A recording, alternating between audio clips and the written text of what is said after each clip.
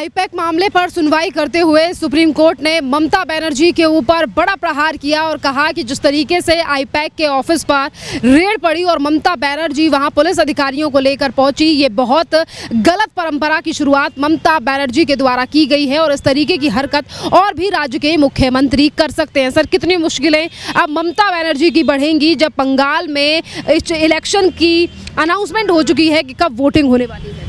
देखिए, मुश्किलें तो बढ़ेंगी क्योंकि इन्होंने गलत किया है, असंवैधानिक रूप से काम किया है, तो बढ़नी भी चाहिए और एकदम जस्टिफाइड है। सुप्रीम कोर्ट ने जो भी कहा है उसको अगर आप गौर से देखेंगे, समझेंगे तो ये पाएंगे कि एक सेंट्रल एजेंसी किसी कंपनी या किसी जगह पर रेड कर रही है, वहाँ पर उस राज्य के मुख्यमंत्री का पुलिस के साथ आना, उसके बाद जो सेंट्रल एजेंसी के ऑफिसर्स हैं उनके साथ दुर्व्यवहार करना, उनके साथ क्रिमिनल एक्ट्स करना, उनकी एविडेंस छीन लेना, ये गलत है। ये हमारी संवैधानिक जो व्यवस्था है, जो हमारी संवैधानिक परंपरा है, उसको कहीं ना कहीं तंग करती है, कहीं ना कहीं उसको डैमेज करने की कोशिश कर रही है। तो ये ममता बनर्जी को इसका खामियाजा तो भुगतना भी चाहिए और भुगतना ही होगा, मुझे ऐसा लगता है। तो सुप्रीम कोर्ट ने ये बात पकड़ ली है और इस पर इनके खिलाफ सख्त से सख्त आदेश भी होने चाहिए और जहाँ तक हो सके जो राजनीति ये कर रही हैं उस राजनीति को भी घटिया राजनीति बोलकर रोकना चाहिए।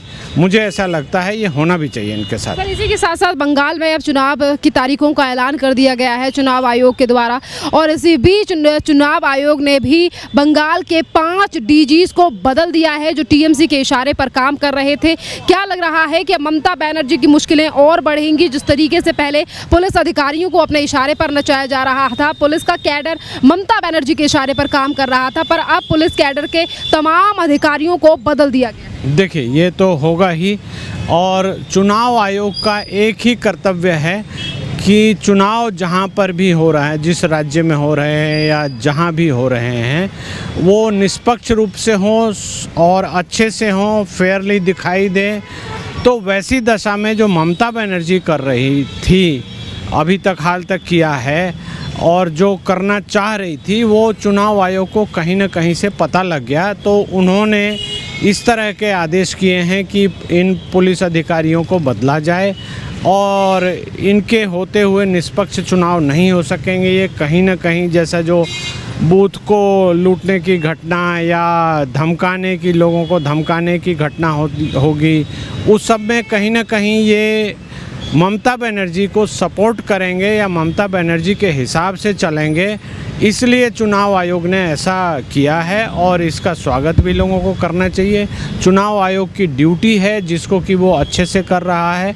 इसमें जो भी राजनीति हो रही है, जो भी बातें हो रही है, उसको दरकिनार करते हुए लोगों को ये सोचना चाहिए कि चुनाव आयोग कम से कम एक निष्पक्षता की बात तो कर रहा है। मान लीजिए कोई ऑफिसर है, बैठा हुआ है, 1 मिनट को वो कहता है कि मैं अपने कानूनी अधिकार का प्रयोग कर रहा हूँ और ममता बनर्जी के कहने से काम नहीं कर रहा हूँ, तो उसको बदल दिया गया, तो उसमें क्या नुकसान है? कोई और आएगा तो वो भी तो वही काम करेगा, वो जो कर्तव्य है, उसका कानूनी कर्तव्य है वो पूरा करेगा, वो काम करेगा, ड्यूटी करेगा। तो यहाँ पर कोई हो हल्ला इनको मचाना नहीं चाहिए। और जिस तरह से ममता बनर्जी की आदत है कि केंद्र के हर काम को, केंद्र द्वारा जो भी किया जा रहा है उसको, हर चीज़ को जोड़ देती हैं केंद्र से, और चुनाव आयोग अगर कुछ कर रहा है तो उसको भी जोड़ देंगी। ये इस देश में ऐसा नहीं है, इसके पहले भी हो चुका है। आपको ध्यान होगा बिहार में जब लालू राज था तब भी चुनाव आयोग ने तय किया कि हम अलग अलग डेट्स में कराएंगे ताकि वहाँ पर जो सेंट्रल फोर्सेस हैं वो ना पहुँच पाएँ। तब लोगों ने देखा, उसकी सराहना आज तक होती है।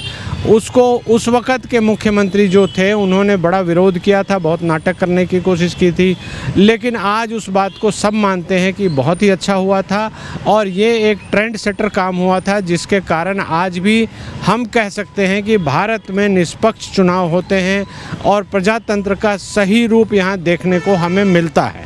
पर टीएमसी का आरोप है कि चुनाव आयोग बीजेपी के इशारे पर काम कर रहा है और वहीं दूसरी तरफ एसआईआर को लेकर भी वो लगातार सवाल उठा रही हैं। पर चुनाव आयोग के द्वारा उठाए गए कदमों से सर अब कितना 100% मतलब क्या अब जनता 100% श्योर हो सकती है बंगाल की कि अब निष्पक्ष तरीके से जाँच होंगे और अब किसी का कत्लेआम नहीं किया जाएगा जिस तरीके से पहले चुनावों में देखा गया? देखिए, जो हमारी प्रजातांत्रिक व्यवस्था है इसमें ये चीज़ तो सबको दिखाई देती है कि लॉ एंड ऑर्डर किसी के पास है, राज्य के जो चुनाव होने हैं वो किसी और के पास है, वो एक सेंट्रल एजेंसी है और चुनाव कंडक्ट कराना उसका दायित्व है।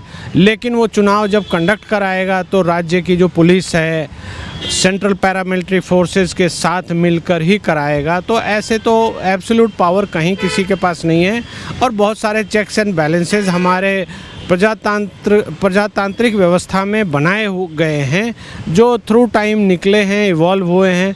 तो इस तरह की ये कोशिश की जा रही है। इसमें जो ये बातें बोलने की कोशिश कर रही हैं ममता बनर्जी की चुनाव आयोग भी बीजेपी के इशारे पर काम कर रहा है, ये होगा वो होगा, तो ये बेकार की बातें हैं। ये लॉन्ग रन में बहुत ही नुकसान की बातें करना चाह रही हैं और अगर इस तरह से ये करती रही और इस तरह से केंद्र सरकार द्वारा जो भी केंद्र की एजेंसीज़ हैं, मान लीजिए सीबीआई है, इलेक्शन कमीशन है, ईडी है या कुछ भी है, तो उनका अपना दायित्व है करना। अगर आपको कुछ गलत लगता है तो आप कोर्ट जाइए, कोर्ट से ऑर्डर ले आइए। लेकिन यहाँ तो उल्टा ही हुआ है।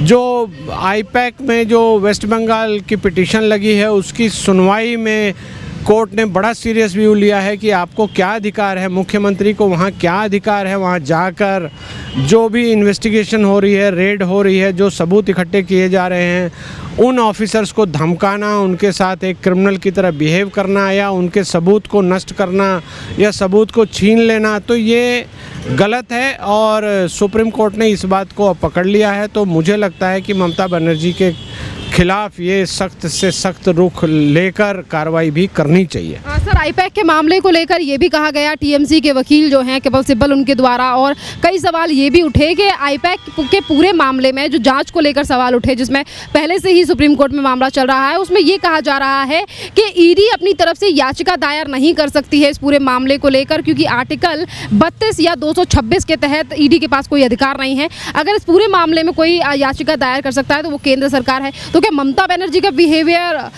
स्वीकार करने योग्य था?